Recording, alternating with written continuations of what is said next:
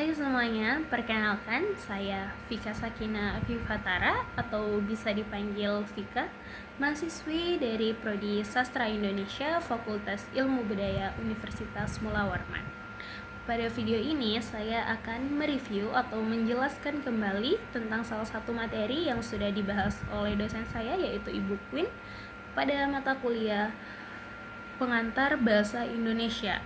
Materi yang akan saya review adalah tentang asal-usul bahasa Indonesia. Nah, kalian pada tahu nggak? Jadi sebenarnya bahasa Indonesia ini berasal dari mana sih?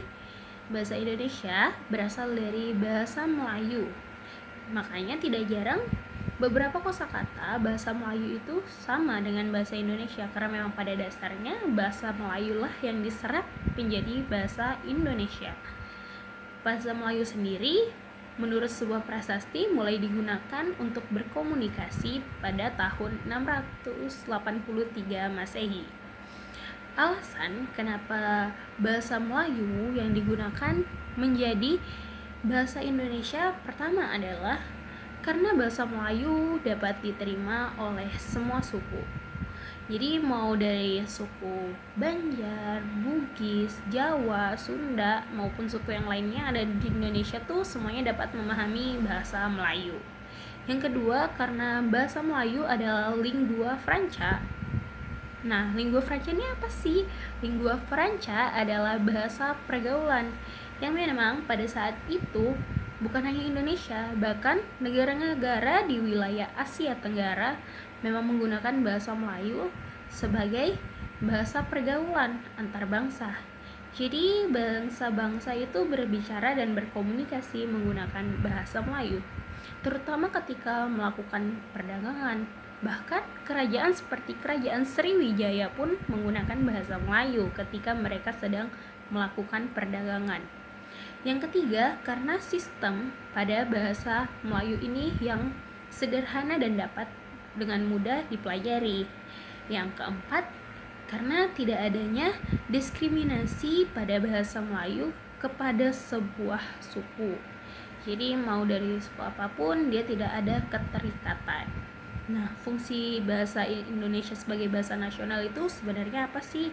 Nah, fungsi-fungsi bahasa Indonesia sebagai bahasa nasional itu yang pertama sebagai lambang kebanggaan kebangsaan, yang dimana kita harus bangga karena kita negara Indonesia, kita memiliki bahasa kita sendiri yang akan terus kita pakai dan kita gunakan sebagai bahasa pemersatu. Oh ya, bahasa Indonesia ini ditetapkan sebagai bahasa nasional sejak diikrarkannya Sumpah Pemuda pada tanggal 28 Oktober 1928. Fungsi yang lain adalah bahasa Indonesia berfungsi sebagai identitas nasional, yang dimana tidak semua bangsa loh memiliki bahasa mereka sendiri, seperti halnya Singapura. Mereka tidak memiliki bahasa Singapura, mereka menggunakan bahasa Inggris sebagai bahasa sehari-hari, juga bahasa Melayu.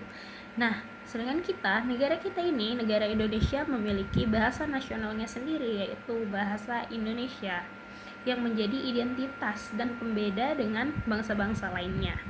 Yang ketiga, sebagai alat penghubung antar masyarakat yang berbeda suku.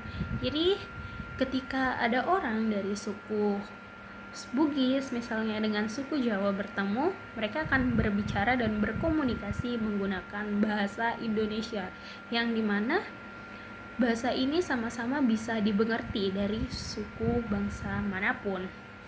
Nah, bahasa Indonesia sebagai bahasa negara itu juga memiliki beberapa fungsi, yaitu yang pertama sebagai bahasa resmi kenegaraan, di mana seperti halnya ketika presiden atau pejabat-pejabat negara lainnya menyampaikan pidato, mereka akan menggunakan bahasa Indonesia karena bahasa inilah yang dapat dimengerti oleh semua warga negara.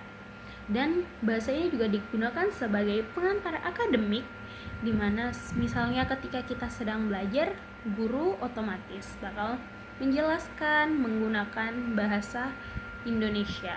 Bahasa juga digunakan sebagai alat pengembangan kebudayaan dan iptek, yang dimana dengan jurnal-jurnal atau proposal semuanya dituliskan menggunakan bahasa Indonesia.